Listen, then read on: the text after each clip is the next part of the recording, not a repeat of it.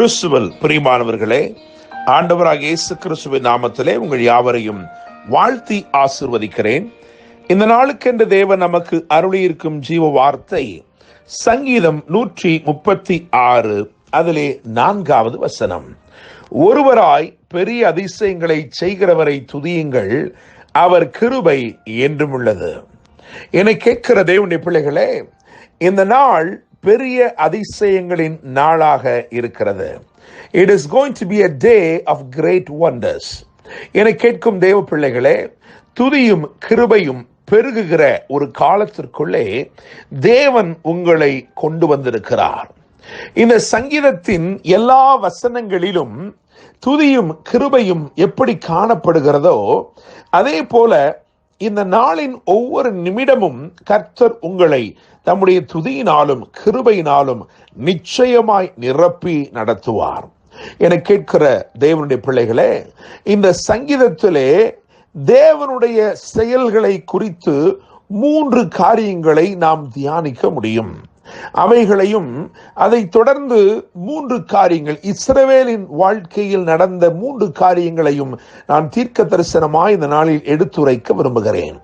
முதலாவது, தேவனுடைய 3 விதமான செயல்கள். அதாவது 1வது வசனத்தில் இருந்து 9வது வசனம் வரைக்கும் கவனித்து பார்க்கும் பொழுது தேவன் அங்கே சிருஷ்டிப்பவராக வெளிப்படுகிறார். சிருஷ்டிக்கும் தேவன். எனவே இந்த நாளிலே உங்கள் வாழ்க்கையில எவைகளை சிருஷ்டிக்க வேண்டுமோ அவைகளை சிருஷ்டிப்பார். அதாவது மகிமையை வெளிப்படுத்துகிற வானங்களை அவர் சிருஷ்டித்தார் என்று எழுதியிருக்கிறது. ஆளுகை செய்யும் பெரிய சுடர்களை சிருஷ்டித்தார் என்று எழுதியிருக்கிறது. எனவே மகிமையும் ஆளுகையும் உண்டாகும் அளவிற்கு, மகிமையும் ஆளுகையும் உங்கள் வாழ்க்கையிலே வெளிப்படும் அளவிற்கு எவைகளை சிருஷ்டிக்க வேண்டுமோ அவைகளை சிருஷ்டிப்பார். 2வதாக 10வது வசனத்தில் இருந்து 20வது வசனம் வரைக்கும் கவனிக்கும் பொழுது அவர் சிறையிருப்பை மாற்றுகிறவர். சிறையிருப்பிலே சிறுமைப்பட்டு கிடந்த இஸ்ரவேலுக்கு தேவன் பெரிய காரியத்தை செய்யும் பொருட்டு அந்த சிறையிருப்பிலிருந்து, இருப்பு காலவாய் என்று அறியப்பட்ட எகிப்திலிருந்து, அவர்களை ஒடுக்கின அந்த எகிப்திலிருந்து, அவர்களை சிறுமைப்படுத்தின எகிப்திலிருந்து அவர்களை கர்த்தர் விடுவித்தார், சிறையிருப்பை மாற்றினார். எனவே இவர் சிருஷ்டிப்பவராக வெளிப்படுகிறார், சிறையிருப்பை மாற்றுகிறவராக வெளிப்படுகிறார். மாத்திரமல்ல, 21வது வசனத்தில் இருந்து 23வது வசனம் வரைக்கும் கவனித்து பார்க்கும் பொழுது சிறப்பான சுதந்திரத்தை அருளுகிறவர். யாக்கோபுக்கு சுதந்திரமாக தந்தார் என்று வேதம் சொல்கிறது. அதை தம்முடைய தாசனாகி இஸ்ரவேலுக்கு சுதந்திரமாகவே தந்தவரை துதியுங்கள், அவர் கிருபை என்றும் உள்ளது என்று 22ஆம் சங்கீதம் 22ஆம் வசனம் சொல்லுகிறது.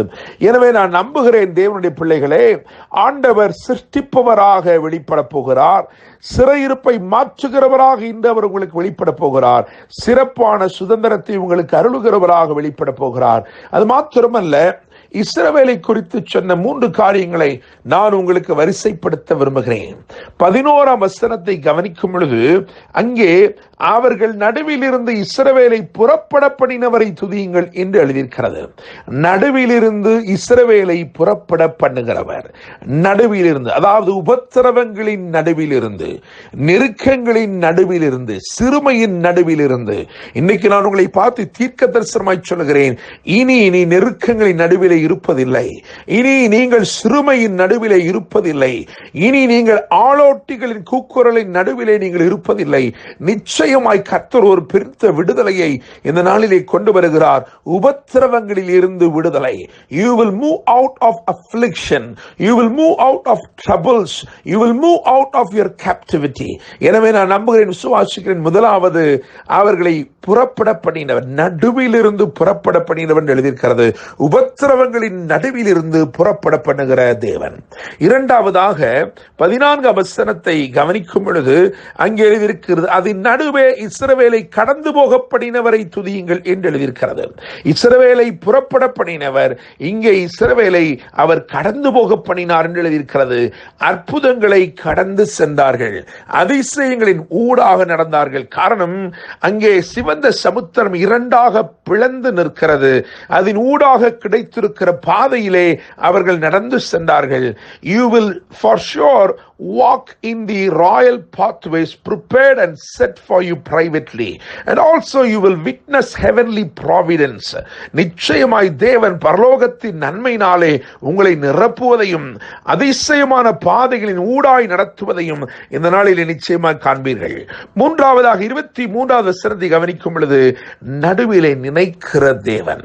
சத்துருக்களின் நடுவிலே இன்று வரைக்கும் பார்க்கும் பொழுது இஸ்ரவேல் என்னும் தேசம் சூழ பகைக்கிற பகைஞருக்கு நடுவிலே பரிபூர்ண நன்மையை பெற்றதாய் அமைந்திருக்கிறது.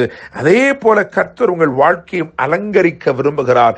இந்த நாளிலே நிச்சயமாக நான் நம்புகிறேன், விசுவாசிக்கிறேன், உங்களை நினைப்பவர், நம்முடைய தாழ்வில் நம்மை நினைப்பவர், நினைத்து அவர் என்ன செய்தார் தெரியுமா?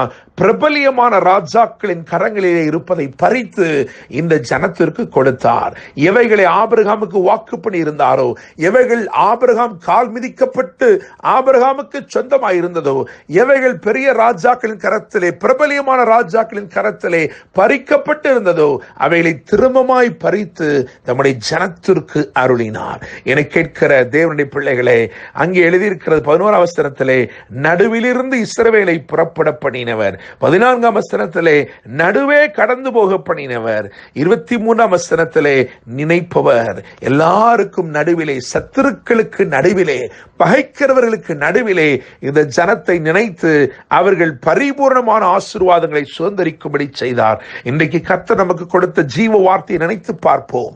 சங்கீதம் 136 அதிலே 4, ஒருவராய் பெரிய அதிசயங்களை செய்கிறவரை துதியுங்கள், அவர் கிருபை என்றும் உள்ளது என்று எழுதியிருக்கிறது.